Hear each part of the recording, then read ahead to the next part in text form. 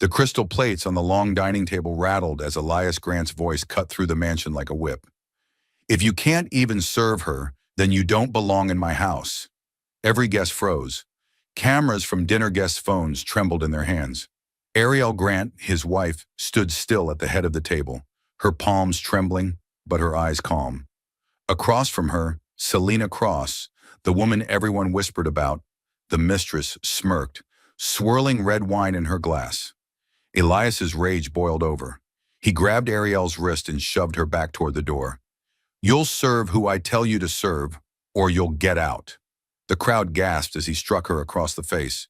The sound echoed off the marble walls. Then, humiliation beyond cruelty, he locked the doors behind her and barked to security. Keep her outside until she learns her place. The servants hesitated, but his glare silenced them. Outside, under the mansion's bright chandeliers, Ariel stood barefoot on the stone porch, bruised cheek glowing under the golden light. The heavy door shut in her face. Inside, laughter and clinking glasses continued, as if nothing had happened. She didn't scream. She didn't cry. She only whispered to herself, "He beat me because I refused to serve his mistress." Then in the still air, her expression changed, pain turning to steel. Somewhere in that silence, a secret was waiting to rise, a secret that would one day crush him, because the woman he just threw out wasn't what she seemed. She was the hidden billionaire CEO of the empire he thought he owned. But how could a man so powerful be destroyed by the wife he thought was powerless? What could she possibly do next that would bring him to his knees? This is a story of betrayal, humiliation, and quiet resilience that blooms into power. This is the story of how a husband beat up his wife just because she refused to serve his mistress, unaware she was the secret billionaire CEO, and what she did next crushed him. Hello, family. Welcome back. Before we begin, please click subscribe. Every single click helps us tell stories of courage and truth. And in the comments, tell us where you're watching from. Because when we share these stories together, we remind each other that even in pain, we can rise. The mansion's dining hall glittered under crystal chandeliers, every surface reflecting wealth and ego. Elias Grant sat at the head of the long table, wine glass raised, his laughter booming. Guests, executives, neighbors, family pretended to join in, afraid to be the first to stop. Beside him sat Selena Cross, his rumored business partner, wearing a crimson gown that matched her lipstick and arrogance. At the far end stood Ariel Grant, his wife, calm, quiet, graceful. She had cooked the meal herself, even though there were 3 chefs employed. Her smile was faint, polite, a habit more than a choice. Selena tilted her glass lazily and said, loud enough for everyone, "You forgot to serve me, Mrs. Grant." The room stilled. Forks froze midair. Elias's eyes narrowed. "You heard her," he said, voice low but deadly. "Serve her." Ariel's fingers tightened around the serving tray. "Selena is your guest, Elias," she answered softly. "You can pour her drink yourself." Gasps circled the table. Selena's painted smile widened like a wound. "How adorable," she cooed. The wife giving orders in her husband's house. Elias slammed his palm on the table so hard the crystal rattled. "My house, my rules." He stood towering over Ariel, eyes glowing with fury and drink. The air grew so still that even the candles flickered. "You think you're too proud to serve her?" he hissed. "Then you can eat outside with the dogs." He shoved the tray from her hands. Plates shattered, sauce spilled across her dress. Laughter broke the silence. Nervous, eager laughter from people desperate to stay on his side. Marshall Grant, his father, chuckled under his breath. Cole Maddox whispered, "She had it coming." Ariel didn't move. Only her jaw tightened. Elias' rage needed proof of power. He grabbed her arm and struck her, once sharp across the cheek. The sound cracked like thunder. Selena gasped theatrically, hand to her chest as if shocked, though her eyes gleamed with triumph. The servants froze at the doorway. Elias barked, "Get her out of my sight and lock the doors." 2 guards hesitated. She looked at them and whispered, "It's fine." They lowered their eyes as they led her toward the mansion's heavy oak doors. The guests watched, some pretending to sip wine, others whispering, phones already raised behind napkins. The scandal would be online before dessert. At the door, Elias shouted after her, "You'll learn your place when you spend a night outside. Maybe then you'll remember who feeds you." The lock clicked, a sound that echoed down the marble hall. Outside, the night was cruelly bright. The mansion's windows glowed gold. Inside, laughter returned like nothing had happened. Ariel stood barefoot on the cold stone porch, her cheeks swelling, her heart steady. Through the tall windows, she saw Selena slide into her chair, swirling wine where she once sat. The red liquid shimmered like blood under the light. For a long moment, Ariel didn't move. Then she whispered, barely audible, "He beat me because I refused to serve his mistress." Her voice was calm, factual, no tears, no tremor. The security lights hummed above her, turning her shadow long against the walls. She turned toward the driveway. Her reflection glimmered faintly in the glass, one eye bruised, the other burning. The calmness in her gaze felt unnatural, dangerous. From inside came laughter again, but fainter now, like ghosts already fading. A single car passed the gate, headlights brushing across her face. For the first time that night, her lips curved, not in pain, but in promise. "Be careful what you call obedience," she murmured. The door behind her stayed locked, but somewhere deep inside that mansion, another lock had just opened, the one she'd placed years ago on her father's secrets. She turned her gaze toward the east wing, the study Elias never entered, the one that held her father's sealed briefcase. The light from that window flickered once and died. The humiliation was done. The silence had begun to plan. The bathroom light flickered as Ariel Grant stepped inside, her reflection fractured in the tall mirror. Behind her, the distant sound of laughter still drifted from the mansion's dining room, muted, careless, like a celebration built on cruelty. She closed the door gently. The click echoed like judgment. Her reflection looked back at her, swollen cheek, smeared lipstick, a wine stain spreading like blood across her ivory dress. She stared at the woman she had become, silent, obedient, erased. Her fingers brushed the cracked edge of the sink. Her breath came slow, trembling. Then with the same quiet precision that once made her the calm center of every storm, she reached for a towel and began to wipe her face. Halfway through, she stopped. The bruise beneath her eye pulsed, a bruise born not just from his hand, but from years of dismissal. Flashback. A younger Ariel stood behind Elias at their first investor dinner, pouring coffee while he charmed guests with her ideas. "She's just helping," he'd said then, laughing when she corrected his numbers. "My wife's not built for boardrooms." The memory cut deeper than the bruise. She leaned closer to the mirror, whispering to the woman staring back, "He beat me because I refused to serve his mistress." The words didn't tremble. They landed heavy, sharp, real. Tears threatened, but never fell. Instead, her gaze hardened, searching the mirror for the person she used to be. Dr. Samuel Rhodes's daughter, the girl who once dismantled a computer at age 10 just to rebuild it better. Her father's voice returned in the silence. "When they think you're powerless, you're most dangerous." Ariel inhaled. The rhythm of her breathing steadied. Her heartbeat slowed. The storm inside her began to organize itself into resolve. On the counter lay her wedding ring, small, expensive, meaningless now. She slid it off and placed it beside a framed photo of her father, one she had kept hidden behind the vanity mirror. Dust caught the light on the glass. "I'm done being small," she whispered. The air in the room shifted. The once soft golden light now felt cold, metallic. She straightened her back. Then her eyes fell on the drawer beneath the counter, half open. Inside lay a key, a small brass key marked with an engraved R. A memory sparked. Her father, months before his death, handing her that same key. "When you're ready to remember who you are, use this," he'd said.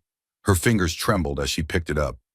She looked again into the mirror. Same face, new fire. Outside, thunder rolled somewhere distant. Not rain, just sky rumbling, as if aware of what was about to unfold. Ariel turned toward the door, hair falling loose across her shoulders. "You locked me out tonight, Elias," she murmured, "but you also unlocked something you'll never survive." She stepped into the corridor, the key glinting in her palm. The light above her flickered once more, then steadied, bright. She walked toward the east wing, the study Elias never entered, where her father's sealed briefcase waited, and the truth of who truly owned everything was about to awaken.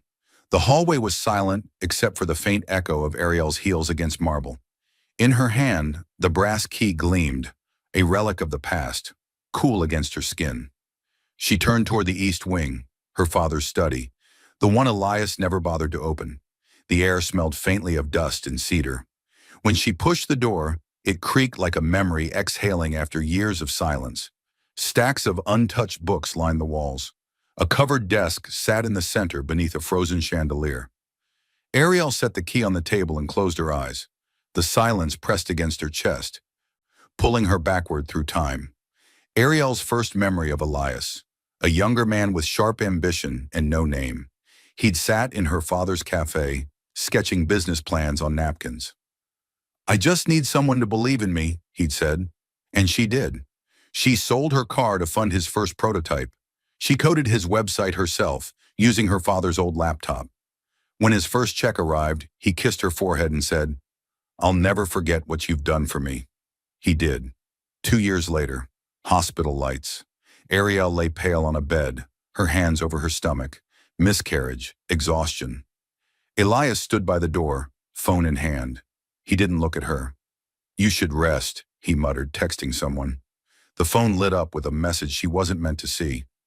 "Can't wait to see you tonight, Selena." Her chest had gone cold. That was the first time she realized she had lost more than a child. She had lost her husband. Then came her father's death. Dr. Samuel Rhodes, scientist, founder, visionary. At the funeral, Elias shook hands with investors, whispering condolences like business deals. When the lawyer offered her father's sealed envelope, Elias snatched it first, saying, "I'll handle her finances." Later that night, he returned with a smirk. "Your father left nothing but files and failed patents." She never asked to see them, until tonight. Ariel opened her eyes. The desk before her seemed to hum faintly with the weight of truth. She slid the key into the small compartment beneath the drawer. Click. The latch opened, revealing a weathered briefcase marked Rhodes Legacy Holdings. Her pulse quickened. Inside a folder, its paper yellowed and edges crisp. Stamped in bold, "Ownership Trust, Confidential Beneficiary." She didn't open it yet. Her father's voice echoed again. "Don't rush power. Let it come to you when you've earned calm." Her hands trembled, then steadied. She placed the briefcase on the table, brushed dust from its surface, and whispered, "You always knew I'd need this, didn't you, Dad?" Outside, laughter still faintly drifted from the west wing, where Elias entertained his guests, his mistress's voice a shrill echo in the night. Ariel closed the study door behind her, leaving only the faint light from the window on the briefcase. As she turned away, the camera lingered on the label stamped across the folder inside. 62% equity transfer, Rhodes Enterprises to Grant Tech Holdings, pending activation by beneficiary Ariel Rhodes. The inheritance she never knew existed was already hers. She just didn't know yet how completely it would ruin him. If you're watching this and you haven't subscribed yet, please take a second to do it now. Every click, every share, every comment helps us keep telling stories that give strength to women and children who've been broken, forgotten, or silenced. When you subscribe, you're not just supporting a channel. You're standing beside survivors, saying their stories matter. Turn on your notification bell so you never miss a story that could change a life. And in the comments, tell us, where are you watching from? And what part of this story spoke to your heart? The next evening, the mansion blazed with laughter again. The servants moved quickly, adjusting table linens under Elias Grant's orders as guests arrived. Investors, family, and neighbors, including Karen Lewis, the ever-curious neighbor with a camera-ready smile. Selena Cross stood near the grand piano, dripping in red silk and diamonds that sparkled under chandelier light. She laughed too loudly at every comment, every compliment. Her hand never left Elias's arm. Ariel entered quietly through the side hallway. Her bruised cheek was concealed with light makeup.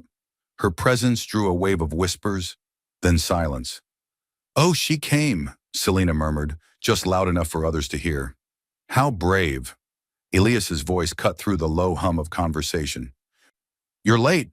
Ariel's tone remained calm. You didn't invite me. Laughter rippled again, though quieter now. Nervous. Curious. Elias smirked, swirling his drink. Everyone's invited when I'm celebrating success. Grant Tech will merge with Titan Ventures next month. We'll be unstoppable. His father, Marshall Grant, raised a toast. To my son, the genius who built an empire from nothing.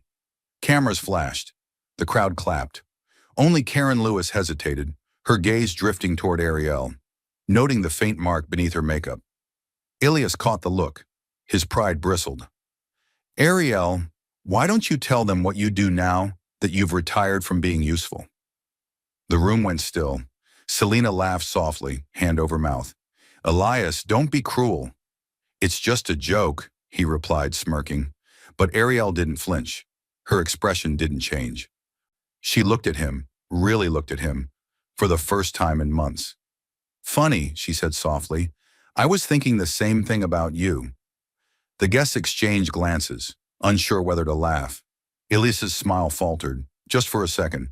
He raised his glass to regain control. Always dramatic, he said. That's what makes her unforgettable. Selena leaned forward, whispering something in his ear. He nodded, lips curling in amusement. You know, Ariel, he said, Selena's joining me at the new headquarters. She understands how business works. Ariel's voice was steady. Then I hope she also understands how consequences work. Selena blinked, the faintest crack in her poise. Karen Lewis leaned toward her husband, whispering, Something's off. Look at her eyes. That's not a woman breaking. It's a woman planning. Elias caught the movement, his ego flickering with irritation. What's that supposed to mean? Karen smiled innocently. Oh, nothing. Just admiration. For your wife's composure. The tension thickened. Selena shifted uncomfortably. Elias forced a laugh that sounded hollow. The power in the room, subtle, invisible, had begun to change direction. Ariel placed her wineglass down carefully. Enjoy your merger, Elias. You might find surprises in the paperwork. Elias frowned, confused by her calm. She smiled faintly, polite, detached, and walked out before anyone could respond. Her steps echoed down the marble hall. Behind her, the laughter returned, but this time thinner, uncertain.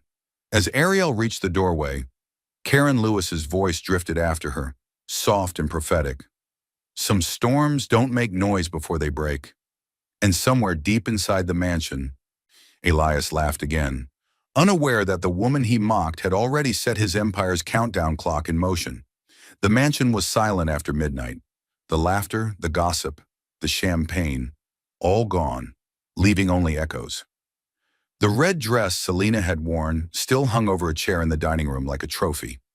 In the east wing, Ariel Grant stood in her father's old study, the brass key trembling in her fingers. Her reflection glowed faintly in the glass cabinet doors. Her makeup was gone now, the faint bruise beneath her eye visible again. A bruise that no longer looked like shame, but proof of survival. She whispered, You left me something, didn't you, Dad? The key fit perfectly into the drawer lock she'd found the night before.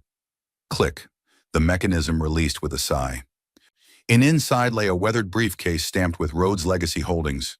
Her heartbeat quickened. She placed it on the desk, unbuckled the worn straps, and opened it slowly. The scent of aged paper and cedar filled the room. Files, contracts, seals. The top document caught her breath. Trust Agreement, Rhodes Enterprises Holdings, Beneficiary, Ariel Rhodes Grant. Her eyes darted across the page, tracing each word. Then the line that changed everything.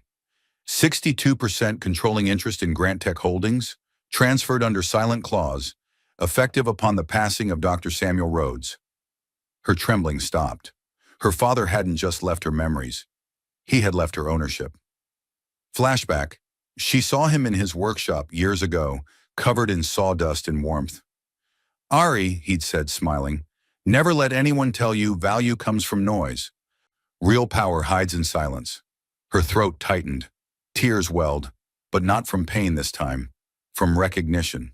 Elias had built his empire using her father's legacy, her trust, her inheritance. Every brick, every car, every diamond Selena wore was funded by her name. The one she had buried out of love. Her hands clenched. The paper crinkled. She whispered to herself, "He thought I was nothing. He built his empire with me." Ariel's eyes flicked to the window, the same window through which the guests had laughed at her humiliation. Outside, the garden lights flickered in the breeze. Her voice steadied. "If silence was his weapon, truth will be mine." She gathered the documents neatly, her every motion deliberate. A folder marked financial transfers contained Elias's forged signatures. His greed laid bare. Each piece of evidence was a blade, not to wound, but to cut lies clean. She pressed the files flat, then closed the briefcase. Her expression softened as she whispered, "You were always protecting me, weren't you, Dad?" The faint hum of air conditioning sounded like approval. Quiet, continuous. "Sure." She turned off the light, leaving a single desk lamp glowing on the briefcase. Its reflection shimmered across her face, half shadow, half fire. As she stepped into the hallway, her phone buzzed. A message flashed across the screen. "Audit request, Grant Tech Holdings. Suspicious asset activity detected."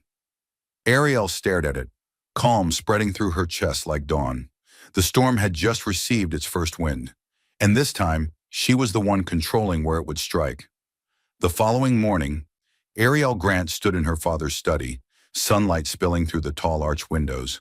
The briefcase lay open beside her, papers neatly stacked, their edges sharp like silent weapons. Last night had changed everything. For the first time in years, the silence in the mansion didn't suffocate her. It belonged to her. She picked up her phone, scrolling through old contacts she hadn't dialed since her father's funeral. The names felt like ghosts. Her thumb stopped on one. James Porter, her father's lawyer, the only man who ever looked Elias in the eye without fear. She pressed call. The phone rang twice. "James Porter speaking." "It's me," she said softly. "Ariel." A pause, then a voice she hadn't heard in years. Steady, respectful. "I was wondering when you'd be ready, Mr. Rhodes." That single word, Rhodes, sent a shiver through her. Within hours, James arrived. Gray suit, calm eyes, the scent of paper in order. He studied her father's documents, flipping through the seals and notarized clauses with surgical focus. When he looked up, there was quiet awe in his tone. "He left you everything, not just equity, control. You own Grant Tech, Ariel." She exhaled slowly, almost disbelieving. "He said I wasn't built for business." James's eyes softened. "Then let's teach him what he built." He wasn't alone. By evening, he brought others. Harper Lynn, forensic accountant, Ethan Shaw, cybersecurity analyst, Dahlia Cho, corporate strategist, Miles Reese, ex-corporate investigator. They entered the mansion one by one, their briefcases clicking open on the dining table. The same table where Elias had humiliated her nights before. Each face carried quiet respect. Each voice spoke precision, not pity. Harper adjusted her glasses. "He forged multiple transfer papers, all traceable. Every cent he moved leaves a fingerprint." Ethan typed swiftly. "I can access his offshore servers. Discreetly." Dahlia unrolled a blueprint of corporate structure. "If we move before the merger, we freeze everything he's stolen."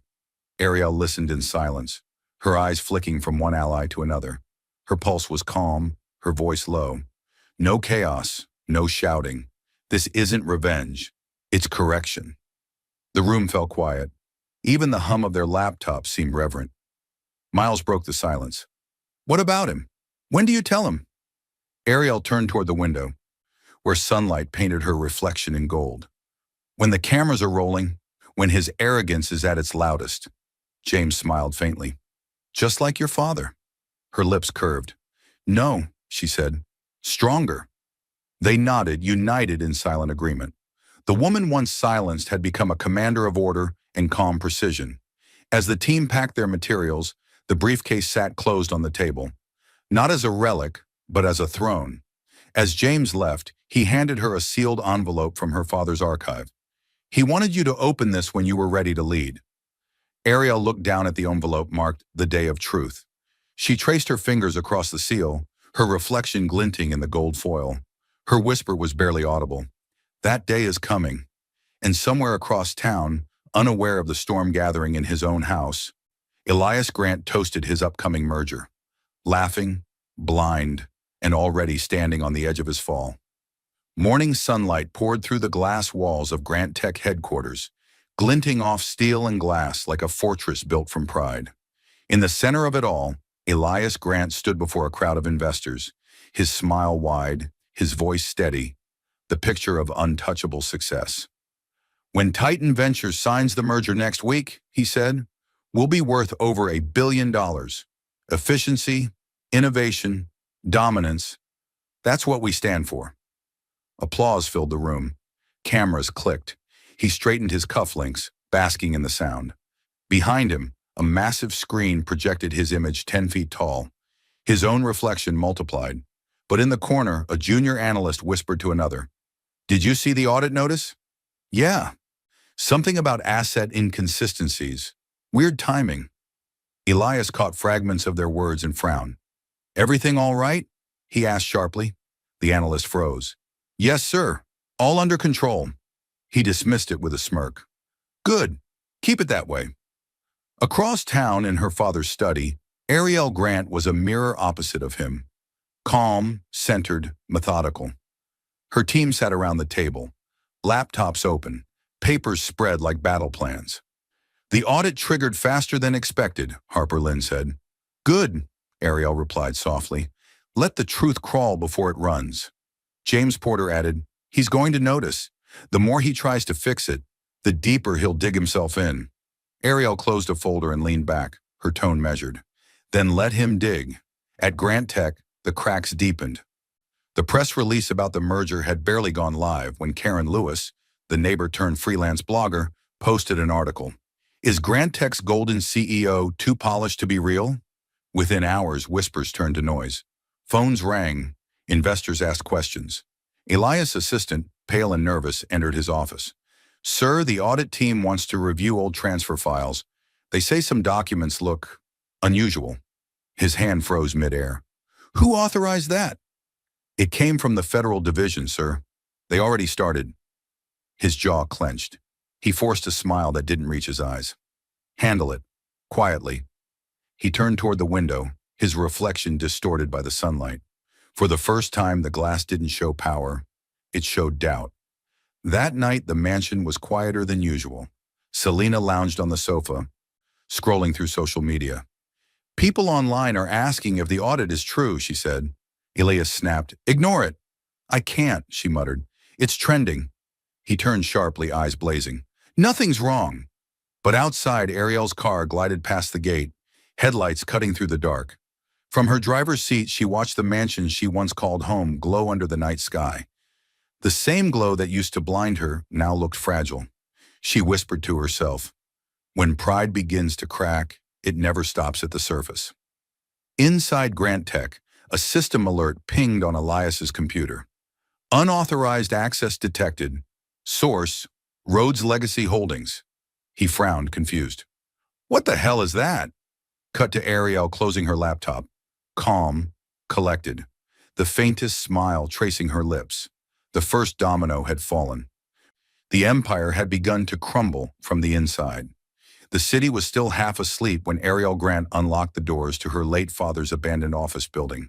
The sign above the doorway, Rhodes Enterprises, was faded, its letters weathered by neglect and time. Dust floated in golden streaks of morning light. Every creak of the floor sounded like her father's voice returning from the walls. She stood in the center of the empty lobby, her heels echoing softly, the briefcase still in hand. "We're reopening," she said quietly. Her words felt like a command to the ghosts of the past, and they obeyed. Moments later, her team began arriving. James Porter, Harper Lynn, Ethan Shaw, Dahlia Cho, and Miles Reese, each carrying laptops, files, and quiet determination. The old building transformed before their eyes. Laptops hummed, papers spread across long wooden tables, cables snaked through the dust like veins of rebirth.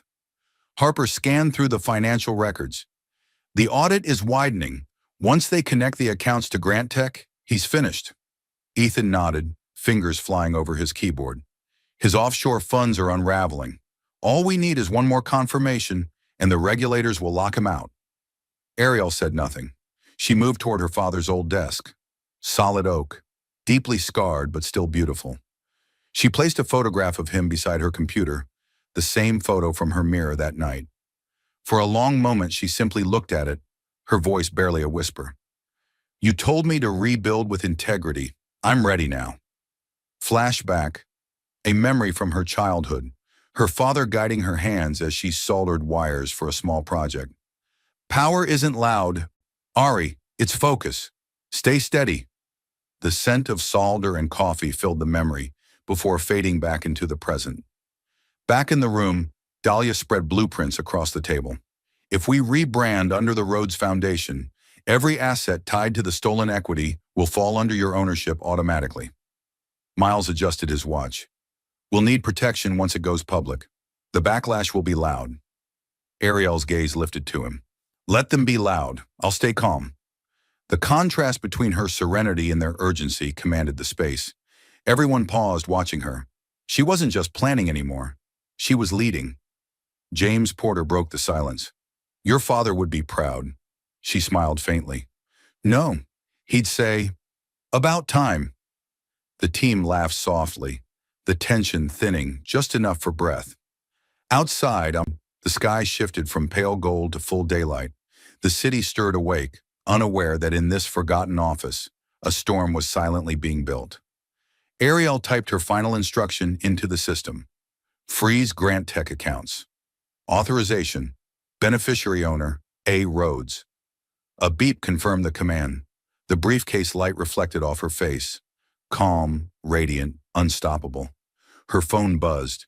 A text from an unknown number appeared on screen. Elias Grant. What did you just do? Ariel read it once, set the phone down, and whispered, You'll find out in daylight. Outside, the old Rhodes Enterprises sign flickered. Dead for years, now glowing faintly again. The rebuilding had begun, and with it, the quiet birth of vengeance in the name of integrity. Golden laughter poured from the rooftop terrace of Selena Cross's penthouse that evening. A jazz band played softly under string lights.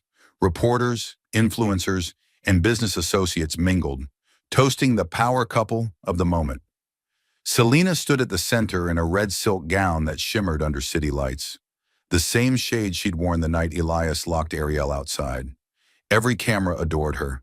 Every guest envied her. At her side, Elias Grant clinked glasses, wearing his signature smirk. To new beginnings, he declared, to power, wealth, and women who understand ambition. Laughter followed. Even Karen Lewis, the neighbor who once pitied Ariel, was there, recording with discreet fascination. She whispered to another guest, He's celebrating too early. I can feel it. Selena leaned against Elias, voice dripping with triumph. You really don't regret letting her go. He laughed, arrogance in full bloom. Ariel was furniture, quiet, dull, and replaceable. The crowd chuckled. Cameras flashed. Every frame captured cruelty disguised as charm. But the night wasn't finished teaching him irony. Minutes later, a waiter approached Elias with a message on a silver tray, sealed in white, embossed with gold letters. From the office of the Rhodes Foundation. He frowned. Who sent this? The waiter shrugged. A courier. Said it was urgent. He opened it lazily, smirking at Selena. Probably another partnership request. Inside, a single page. Notification of asset suspension. Effective immediately, all Grant Tech accounts are under investigation for financial discrepancies linked to Rhodes Enterprises holdings. His smile froze. The laughter around him faded into a dull hum. Selena frowned. What's that? He stared at the document, color draining from his face. It's impossible. He reached for his phone, opening his finance app. Error. Bank accounts. Frozen. Corporate dashboard. Restricted access. Investors chat group. Left by everyone. A trickle of sweat ran down his temple. The air around him thickened. Elias, Selena whispered, her tone shifting. He looked at her, realization dawning like a curse. Someone did this deliberately. Downstairs, Karen Lewis refreshed her phone, her eyes widening as the trending headline appeared. Breaking, federal audit confirms Grant Tech assets linked to hidden beneficiary, Rhodes Enterprises. She turned her camera toward the terrace, whispering into it. History has a strange sense of timing. Upstairs, Selena tried to laugh it off. It's just a mistake, right? Elias's hands shook as he read the fine print again. Beneficiary, Ariel Rhodes Grant. The name hit like thunder. The woman he'd beaten, mocked, erased, had just claimed everything. The crowd began murmuring, whispers spreading like wildfire. Reporters refreshed their phones. Some lifted their cameras again, recording not glory this time, but downfall. Selena stepped back, her smile fading. Elias, what did you do? He didn't answer. He couldn't. As sirens wailed faintly in the distance and flashbulbs flared around him, a text popped up on his screen. From Ariel Rhodes. Every empire built on lies eventually remembers who funded it. He looked up, trembling. The rooftop lights flickered, gold turning to white, and for the first time Elias Grant felt the world tilt beneath his feet. The mansion that once buzzed with laughter now echoed with silence. Elias Grant paced across the marble floor, his phone pressed to his ear. No, listen, there's been a mistake, he snapped. I own those accounts. Hello? Hello? The call cut off. Every number he dialed sent him to voicemail. He turned toward Selena, who sat on the couch scrolling through her phone, her face pale. Elias, she murmured, the news is everywhere. They're saying the Rhodes Foundation froze Grant Tech's assets. They're calling you. Don't say it, he barked, but his voice cracked halfway through. His reflection in the glass window showed a man unraveling. His tie hung loose, his eyes wild. He slammed his fist on the counter. This is sabotage. I built everything. From behind him, Selena's voice was soft, almost trembling. Maybe she's the one behind it. He turned sharply. Ariel, don't be ridiculous. She doesn't have the brains or the... He stopped mid-sentence. The word brains died on his tongue, because suddenly he remembered. The Rhodes name. Her father. The documents he'd ignored years ago. He whispered almost to himself. Rhodes Enterprises? Selena's eyes widened. What did you say? But before he could answer, the sound of tires rolled up the driveway. Headlights flashed through the front windows. A car door shut. Selena rushed to the window. Oh my God, it's her! The front door opened slowly. Ariel Grant stepped in. Calm, immaculate, radiant in silver gray. No bodyguards, no anger. Only presence. Elias froze where he stood. For a moment, he couldn't speak. The woman he once dismissed as fragile now filled the entire room with quiet command. You shouldn't be here, he managed. This is my house. She tilted her head slightly, eyes serene. Is it? She handed him a thin folder. He opened it, his hands shaking. The deed to the mansion. The ownership transfer. Signed years ago, by him. Her name printed in bold across the top. Ariel Rhodes Grant. He looked up, disbelief splintering across his face. This is impossible. Her tone was gentle, almost kind. You told me once I was nothing, but everything you called yours was built from my inheritance. Selena stepped backward, clutching her purse like a shield. Elias, what is she talking about? He ignored her. His voice dropped to a whisper. You planned this. Ariel's eyes glistened, not with revenge, but truth. No, you did. Every lie you told just signed another paper I already owned. The weight of her calm crushed him more than rage ever could. She turned toward the door. You have until tomorrow morning to leave my property. As she stepped outside, her phone vibrated. A text from James Porter. Everything's ready for the gala reveal. Cameras confirmed. Ariel looked up at the night sky, the mansion glowing behind her like a fading crown.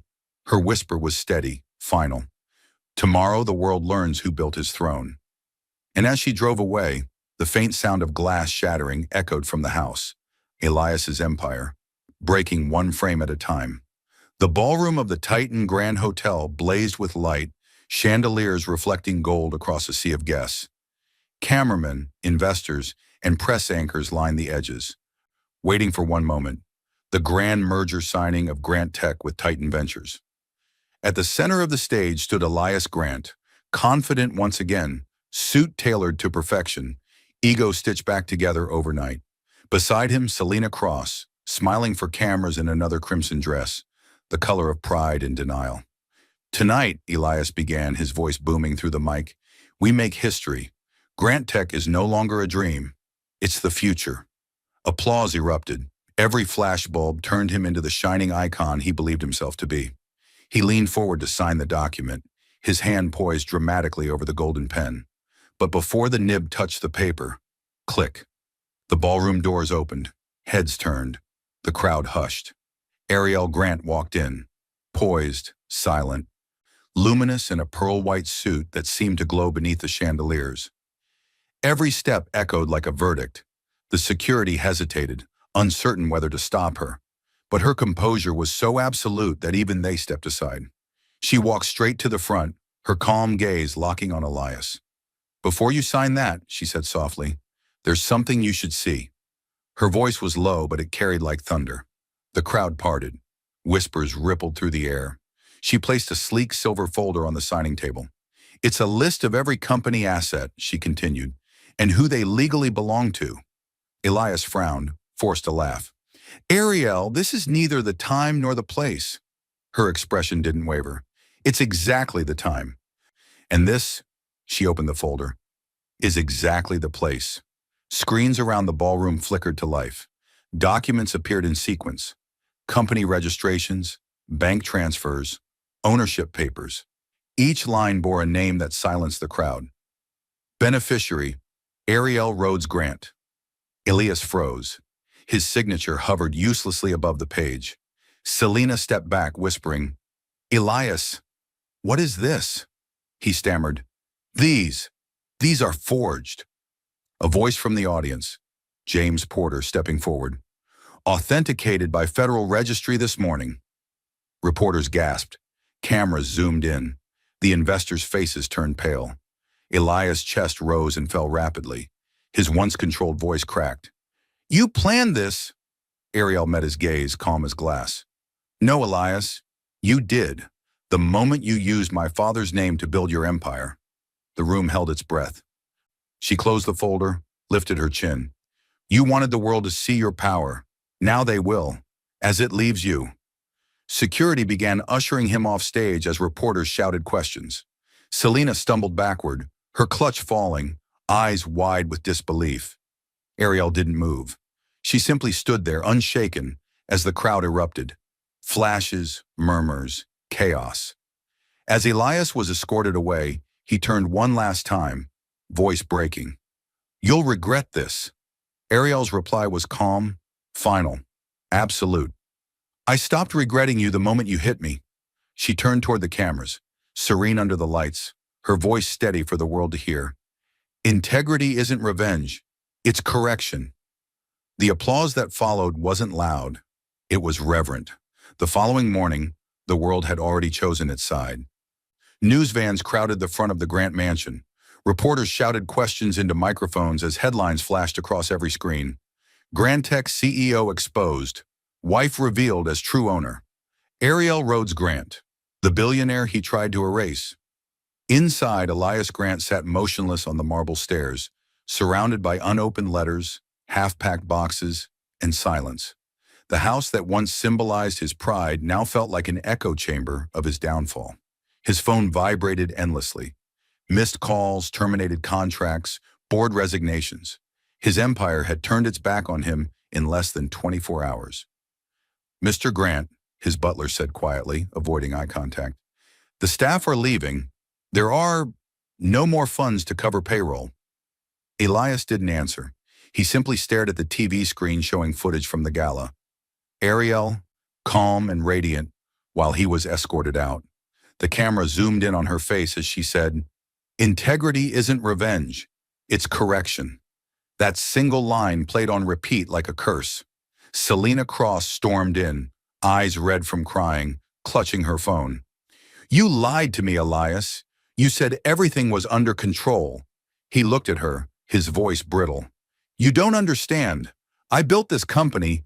You built it on her, she spat, and now it's gone.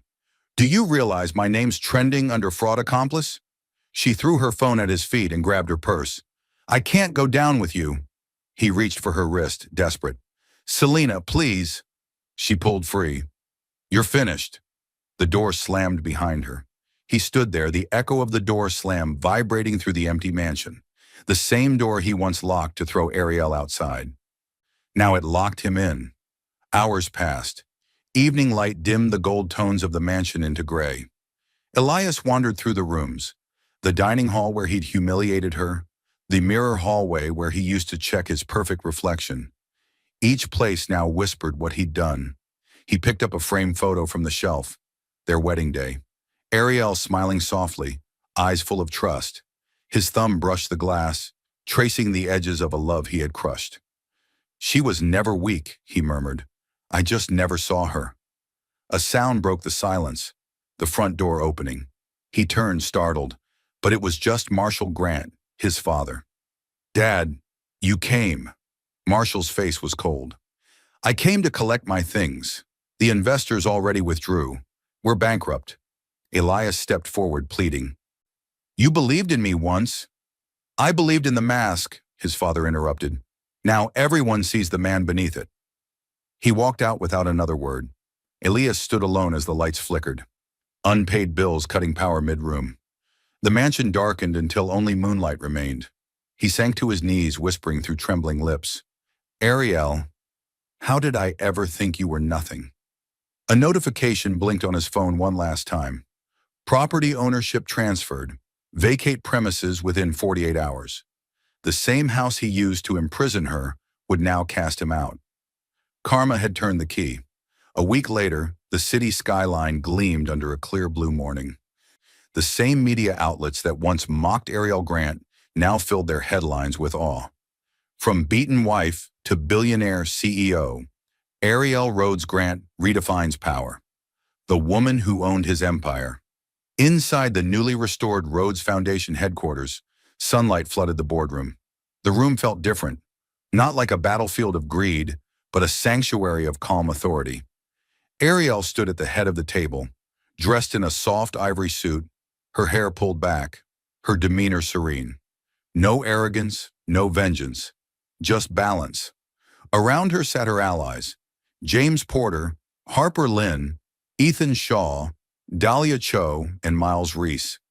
Each of them now department heads in the foundation's new structure. James read the final report aloud.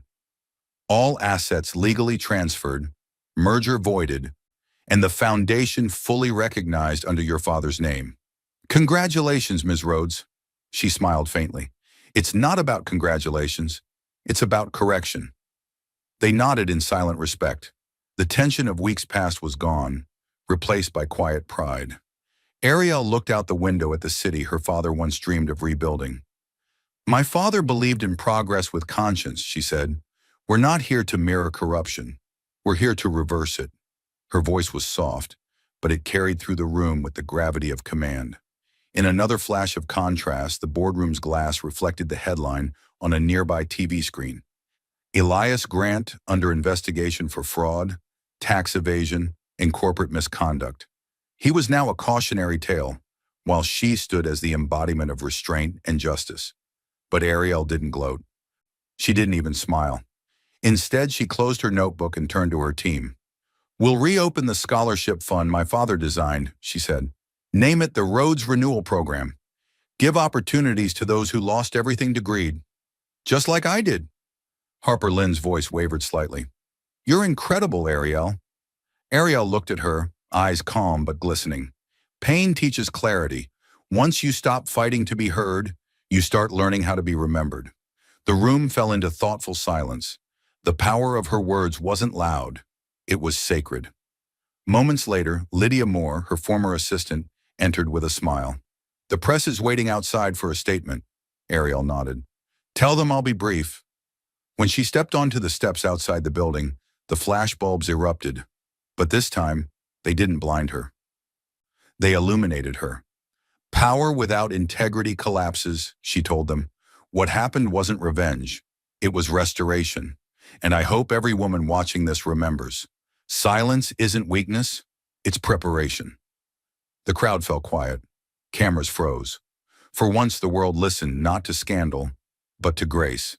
As Ariel turned to re-enter the building, she paused at the door, whispering under her breath. Half prayer, half promise. Dad, the legacy is safe now. Then she placed her palm on the engraved glass panel, the Rhodes Foundation, built on integrity. The sunlight caught the letters, turning them gold. Her era had begun. The evening sky burned with the soft orange of sunset over Rhodes Foundation headquarters. The city outside glowed with quiet motion. Taxis, laughter, lights, all moving to a rhythm that finally felt free of her pain. In her office, Ariel Grant stood by the tall window, her reflection layered over the skyline. She was calm, her features softened, no longer shadowed by sorrow or revenge. The documents on her desk were signed, the legacy secured. Everything her father built was whole again. A gentle knock at the door broke the silence. Lydia Moore peeked in. There's someone here to see you. Ariel didn't turn. Who? It's him. The name didn't need to be spoken. Ariel exhaled slowly, the quiet acceptance of a storm long past. Send him in. Elias Grant entered the room hesitantly. The once impeccable man now looked ghost-like. Unshaven, his suit wrinkled, his arrogance dissolved. He stood near the doorway, unable to meet her gaze. Ariel, I didn't come to argue, he said. I came to apologize. She finally turned to face him. There was no hatred in her eyes, only clarity. You don't owe me words, she said softly. You owe yourself understanding. He stepped closer, his voice trembling. I thought control was strength. I thought love was obedience. And I thought I could own you. Ariel's gaze dropped to her father's framed photo on the desk. You never owned me. You only delayed me. He swallowed hard, tears threatening. You destroyed me, Ariel. Her tone remained calm. No, you destroyed yourself. I just stopped protecting the illusion. He dropped to his knees, unable to hold himself upright anymore. Please, I have nothing left. She stepped around the desk, standing over him, the same position where he had once towered over her. You once said I'd learn my place, she whispered. I did. It's called peace. Silence filled the room, heavy but healing. Then she took a breath and said the words that ended it all. I forgive you, not because you deserve it, but because I refuse to carry your darkness any longer. Tears slipped down his face. She turned away. Leave, Elias. Don't look for me again. He nodded broken and walked out quietly. The door closed with the gentlest click. Not anger, but closure. Ariel walked to the window again. The city lights flickered below like stars on earth. She whispered to her father's photo. You were right. Power wasn't the lesson. Grace was. She placed the old wedding ring, melted into a small silver pendant, beside his watch on the table. The camera panned wide, her figure framed against the skyline, her hair catching the golden glow of the setting sun. Even broken wings, she murmured, can still fly. The wind from the open window lifted the curtains. White, light, and free. The screen faded slowly to light, not darkness. Her vengeance became restoration, her silence became strength, and her story became a legacy.